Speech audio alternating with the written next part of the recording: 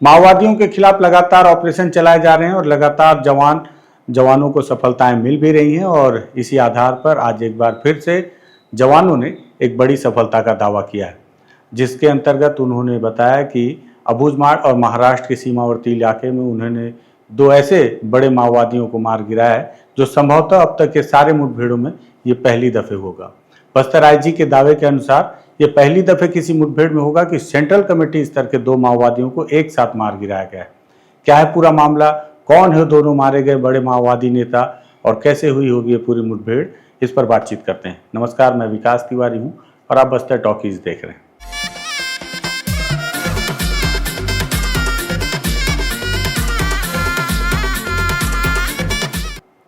दरअसल अगर आपको याद हो तो बीते 2-3 दिनों में हमने आपको जो 2-3 पत्रों का जिक्र किया माओवादियों के, जिसे अलग अलग नेताओं के द्वारा लिखा गया, तो उसमें सबसे पहले तो सोनू दादा जो कि पोलित ब्यूरो हैं, माओवादी संगठन के 4 बचे उन पोलित ब्यूरो में से एक और जो सबसे शीर्ष नेता हैं, उन्होंने लिखा कि अब हथियार बंद आंदोलन को विराम देने का वक्त हो चला है और इस पर उन्हें सरकार से बातचीत करने की इच्छा है। साथ ही साथ 1 महीने का उन्होंने युद्ध विराम करने का निवेदन भी किया। वहीं उनके इस प्रेस नोट को और जनता से मांगी गई माफ़ी को लेकर तेलंगाना से वहां के एक प्रवक्ता जगन ने एक प्रेस नोट जारी किया और कहा कि ये सोनू दादा का व्यक्तिगत राय है, इसका पार्टी से कोई लेना देना नहीं है। हालांकि इन सारे मामले को लेकर एक विकल्प का एक नया पत्र भी आया है, उस पर हम आपको दूसरे वीडियो में उसकी जानकारी देंगे। लेकिन आज इसी सब बातचीत के दरमियान और संघर्ष विराम और इन सब वार्ताओं के बीच में सरकार ने अपना बयान तो दिया ही था, लेकिन आज एक बार फिर से एक मुठभेड़ का दावा भी जवानों ने किया है। दरअसल अभी तक इसकी लोकेशन आउट नहीं की गई है कि एग्जैक्ट किस जगह पर ये पूरी मुठभेड़ हुई है, लेकिन पुलिस के अधिकारियों ने जो प्रारंभिक जानकारी दी है उस आधार पर उन्होंने ये बताया कि अबूझमाड़ के महाराष्ट्र के सीमावर्ती इलाके में एक बड़ी मुठभेड़ हुई जिसमें रुक रुक कर फायरिंग होती रही और इस फायरिंग के बाद जब घटनास्थल की जो सर्चिंग करने का दावा पुलिस के अधिकारियों ने किया तो उन्हें 2 मारे गए माओवादियों की डेड बॉडी रिकवर करने में सफलता मिली। साथ ही साथ घटनास्थल से 2 हथियार और अन्य दैनिक उपयोगी सामान और कई दस्तावेज भी बरामद होने की जानकारी दी। मारे गए माओवादियों को लेकर दिन भर कयास चलते रहे। धीरे से फिर सूचना निकल कर आई कि कोई बड़े स्तर के माओवादी नेता मारे गए हैं और शाम ढलते ढलते पुलिस ने एक प्रेस नोट जारी किया और उस प्रेस नोट के जरिए उन्होंने बताया कि जो मारे गए माओवादी नेता हैं उनकी शिनाख्ती दरअसल दोनों सेंट्रल कमेटी के सदस्य के तौर पर की गई है। इसको लेकर सबसे पहले पुलिस ने क्या प्रेस नोट जारी किया वो मैं आपको बताता चलता हूं और उसके बाद फिर मैं आपको ये भी बताऊंगा कि पुलिस ने क्या कहा है इस पर और साथ ही साथ इनकी क्या जानकारी है जो मारे गए नेता हैं।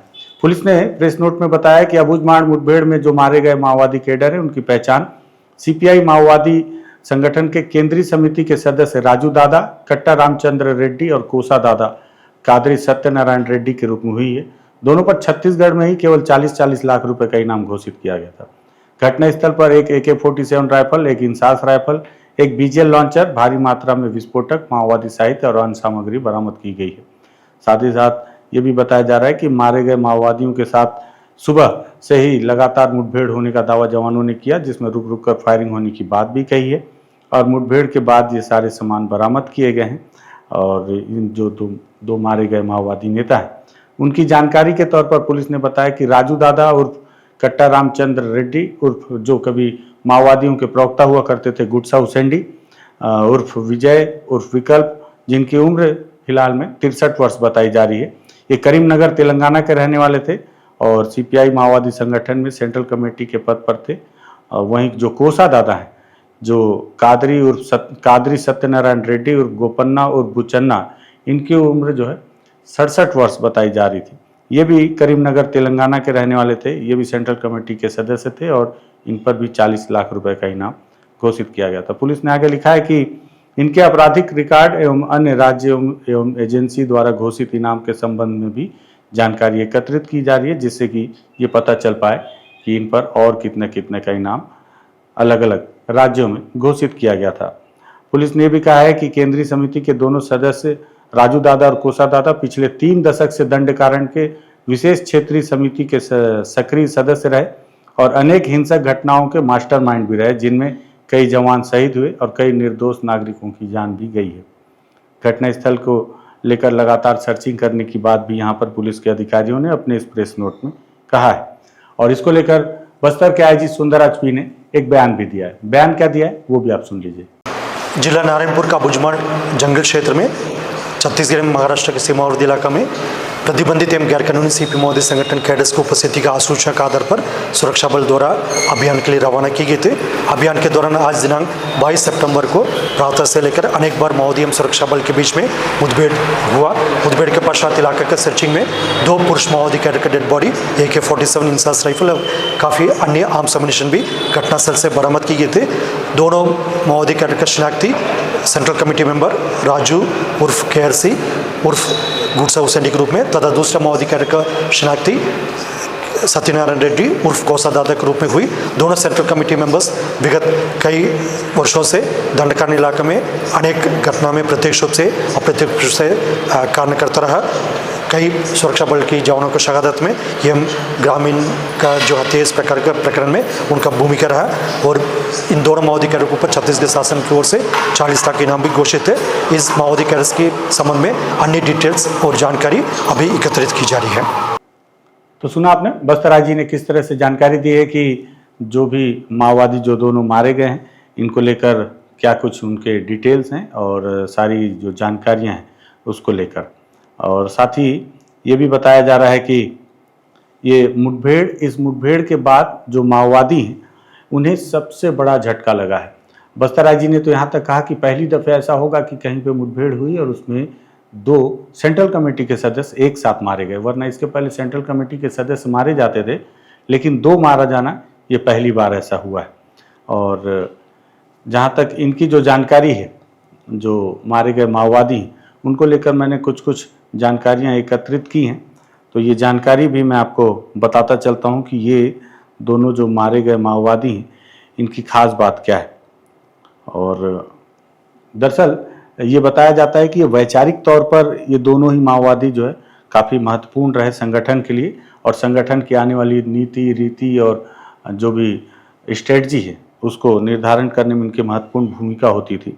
सबसे पहले जो इनकी डिटेल मिली है कट्टा रामचंद्र रेड्डी की, इनके जो नाम थे विजय, उदय, उसेंडी, राजू दादा, जोरू दादा और विकल्प। आपको याद होगा विकल्प के नाम से एक प्रेस नोट माओवादियों का आता था, वो विकल्प के नाम से इनके द्वारा ही उस पत्र को जारी किया जाता था। बताते हैं सेंट्रल कमेटी के सदस्य हैं और सेक्रेटरी और official spoke person of Dandakaranya special zonal committee के रहे। जो दंडकारण्य का जो स्पेशल जोनल कमेटी है उसके स्पोक पर्सन रहे विकल्प के तौर पर। और ख़ास बात यह है कि ये करीमनगर के रहने वाले हैं और फिलहाल में इनकी उम्र 61 साल थी। इनका जो नेटिव प्लेस है ये तेगाला कुंटा विलेज है जो कि करीमनगर के आसपास है। और जो सबसे मज़ेदार चीज़ है, जो सबसे जानने लायक चीज़ है इसमें कि इनका एजुकेशन, इन्होंने BSc तक की पढ़ाई की थी डिग्री कॉलेज से, और इन्होंने LLB भी किया था। LLB की पढ़ाई इन्होंने छत्तीसगढ़ के रायपुर राजधानी से की थी। और आपको एक खास बात बताता चलूँ यहीं पर कि ये वही कट्टा रामचंद्र रेड्डी हैं उर्फ विकल्प, जो एक लेखक हैं, साथ ही साथ BBC के पुराने पत्रकार रह चुके हैं शुभ्रांशु चौधरी जी। उन्होंने किताब लिखी है हिंदी में, अगर उसका रूपांतरण देखा जाए कि उसका नाम वासु नहीं और अंग्रेजी में लेट्स कॉल हिम वासु। उस किताब का जो किरदार है वासु, दरअसल ये वासु किरदार यही है। और उस किताब को जब आप पढ़ेंगे तो उसमें भी आपको इस बात का जिक्र मिलेगा कि शुभ्रांशु चौधरी जी ने किस तरह से उसमें लिखा है कि उनकी मुलाकात रायपुर के एक कॉफ़ी हाउस में एक व्यक्ति से हुई जिसने अपना नाम वासु बताया था, और आगे चलकर उन्हें पता चला कि वो जो व्यक्ति है जो वासु के नाम से जो रायपुर में रह रहा है वो दरअसल माओवादी नेता है।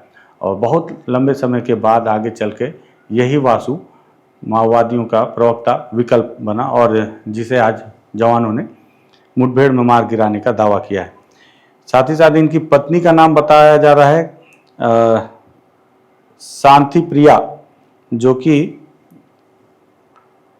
रायपुर में 2008 में गिरफ्तार की गई थी एक लॉज से, और फिर 2020 में वो छूट गई थी हैदराबाद से। और साथ ही साथ इन्होंने, रामचंद्र रेड्डी ने 1988 में माओवादी पार्टी ज्वाइन की थी। इनके पास अगर हथियार की बात की जाए तो फिलहाल में AK-47 ऑटोमेटिक वेपन इनके द्वारा रखा जाता था।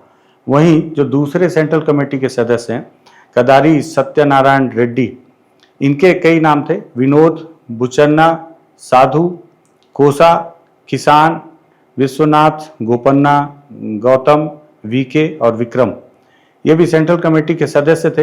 हालांकि कुछ डिटेल में इनके बारे में ये भी अपडेट किया गया है कि शायद ये पोलित ब्यूरो के सदस्य भी रहे, लेकिन इसको लेकर कोई कंफर्मेशन नहीं है। जो मेरे पास डिटेल है उस आधार पर बता रहा हूँ।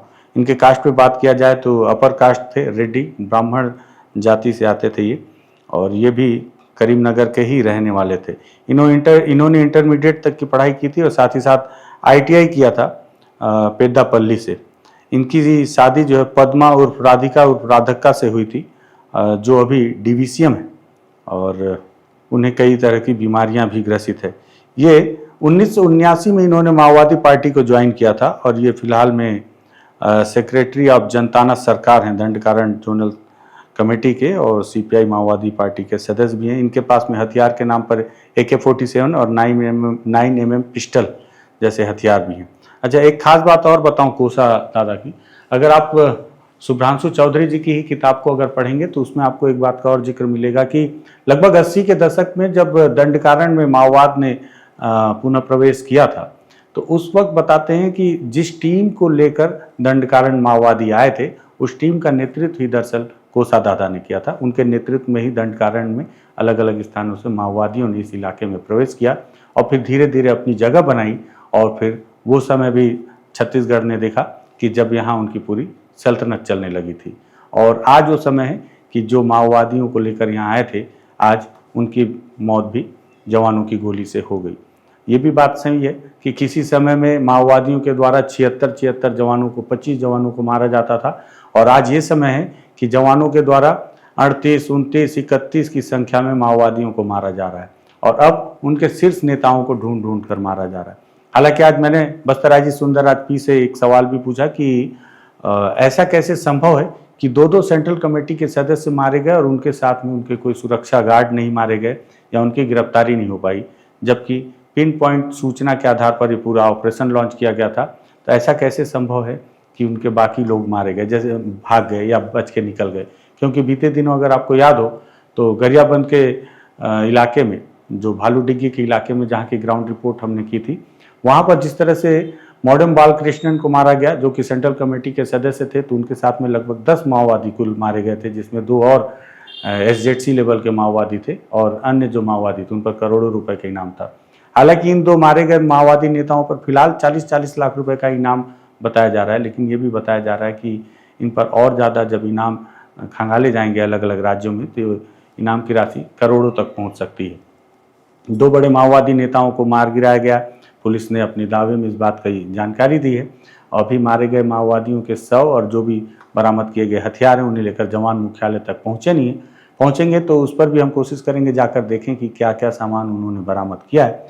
दूसरी बात कि अभी मौसम साथ देगा या नहीं देगा, तो इस बात की बहुत गारंटी नहीं है, क्योंकि अबूझमाड़ के जिस इलाके में ये मुठभेड़ होने का दावा किया जा रहा है, या जो लोकेशन हम तक पहुँच पा रहा है धीरे से, उस लोकेशन तक पहुँचना कितना संभव है अभी ये भी थोड़ा सा कठिन है। लेकिन हम कोशिश करेंगे कि उस इलाके में जाकर देखें कि वहाँ क्या स्थिति थी, जहाँ पर 2 सेंट्रल कमेटी के लोग तो मारे गए, लेकिन उनके बाकी साथी अगर रहे तो वो वहाँ से भागने में सफल रहे। आखिर कैसे ऐसा हुआ होगा कि, क्योंकि मुझे खूब याद है गुंडेकोट में जब मैंने ग्राउंड रिपोर्ट की थी तो वहाँ पे इस बात की जानकारी मिली थी कि जब बसव राजू और उनकी पूरी टीम को फोर्स ने घेर लिया था, तो उनकी पूरी टीम आखिरी तक ये कोशिश करती रही कि किसी भी तरह बसव राजू को बचा लिया जाए, क्योंकि उनके शीर्ष नेता है। और उनको बचाने के फिराक में ही कई लोग, मतलब उनके सारे साथी, लगभग 26-27 की जो संख्या है उतने लोग मारे गए, और लगभग उसमें से 6-7 उनके जो साथी हैं वो बच भी गए थे। तो सेंट्रल कमेटी के सदस्य मारे गए और उनके कोई भी गनमैन या सुरक्षा गार्ड नहीं मारा गया। वो सब कहाँ है? कितनी की संख्या रही होगी, रही कि नहीं रही? क्या ही ऐसा तो नहीं है कि जिस तरह से माओवादियों के पोलित ब्यूरो ने एक पत्र जारी किया था अपने पार्टी के लिए कि समय अनुकूल नहीं है, सभी अंडरग्राउंड हो जाएं, ऐसा तो नहीं है कि ये भी अंडरग्राउंड हो गए हों और सरेंडर्ड माओवादियों के द्वारा पिन पॉइंट सूचना देकर उन्हें कहीं से निकाल कर मारा गया होगा? क्योंकि इसके पहले भी कई बार माओवादियों ने आरोप लगाया, रेणुका को लेकर, या बोड़गा में जो सीनियर माओवादी नेता मारे गए, या जितने भी गौतम मारे गए, उनको लेकर माओवादियों ने ये आरोप लगाया था कि उन्हें पकड़ कर मारा गया है। और यहाँ पर पुलिस दावा कर रही है कि इन्हें मुठभेड़ में मार गिराया गया, लंबी मुठभेड़ के बाद। और देखना होगा, अगर हम जा पाए तो वहाँ की वस्तुस्थिति को समझने की कोशिश करेंगे। साथ ही साथ ये भी समझने की कोशिश करना है हमको कि जो वेणुगोपाल ने जो पत्र लिखा, उसको लेकर विकल्प के नाम से एक जो नई चिट्ठी आई है जिसने उनकी बात का खंडन किया है, और क्या वो चिट्ठी यही विकल्प के द्वारा लिखी गई जिनकी आज मुठभेड़ में मौत हुई है, या वो चिट्ठी किसी नए विकल्प ने लिखी है? और अगर नए विकल्प ने लिखी है तो इनके पास से वो पद क्यों ले लिया गया? और अगर इनके द्वारा वो चिट्ठी नहीं लिखी गई है, कोई और विकल्प, नए विकल्प ने लिखी है, तो क्या ये भी वेणुगोपाल के साथी थे? और अगर ये भी वेणुगोपाल के ही साथ थे, या वेणुगोपाल की जो फैसला है हथियार बंद आंदोलन को अब विराम देने का, क्या ये दोनों शीर्ष माओवादी नेता भी उनसे सहमत थे? और कहीं ऐसा तो नहीं कि उनके सहमत होने की वजह से ही उनकी मौत का कोई वजह बन रही हो? जो भी हो, बहुत सारे कारण हो सकते हैं। मुझे लगा मेरे जहन में जो बातें आ रही हैं इस मुठभेड़ को लेकर, उस बात को मुझे यहाँ पे रखना चाहिए। जैसा भी है, लेकिन जवानों का कहना है, पुलिस के अधिकारियों का कहना है, यहाँ तक कि जो केंद्रीय गृह मंत्री अमित शाह हैं, उन्होंने भी कहा है कि माओवादियों की रीढ़ की हड्डी को तोड़ दिया गया है। छत्तीसगढ़ के गृह मंत्री विजय शर्मा जी का कहना है कि जवानों की भुजाओं की ताकत है कि उन्होंने इतनी बड़ी सफलता हासिल की है। माओवादियों के अनुसार अगर देखा जाए तो उनकी वाकई में रीढ़ की हड्डी टूटी है, और साथ ही साथ उनकी जो राजनीतिक जो क्षमता वाले लोग हैं, उनका ये बड़ा नुकसान हुआ है, जो कि पार्टी को आगे की दिशा दशा देने में सक्षम थे। तो दोनों तरीके से जवानों के लिए बड़ा फ़ायदा है, सरकार के लिए बड़ा फ़ायदा है, माओवादियों के लिए बहुत बड़ा नुकसान है, और ये नुकसान लगातार हो रहा है। इन्हीं बड़े स्तर के माओवादियों को बचाने का जिक्र बीते दिनों वेणुगोपाल और सोनू दादा ने अपनी चिट्ठी में कहा था कि अगर ये हथियार बंद संघर्ष को विराम दे दिया जाए तो उनके जो बचे हुए साथी हैं उन्हें भी बचाया जा सकता है। तो बड़ी सफलता थी, और ये दोनों के कैडर की कुछ हल्की फुल्की जानकारियाँ थी, मुझे लगा आपको प्राथमिक तौर पर दे दूँ, इसलिए इस वीडियो को मैंने तैयार किया है। अगर आपको लगे वीडियो ठीक ठाक है और इसे और भी लोगों तक पहुँचना चाहिए तो शेयर कर सकते हैं, बस्तर टॉकीज को सब्सक्राइब कर सकते हैं। धन्यवाद।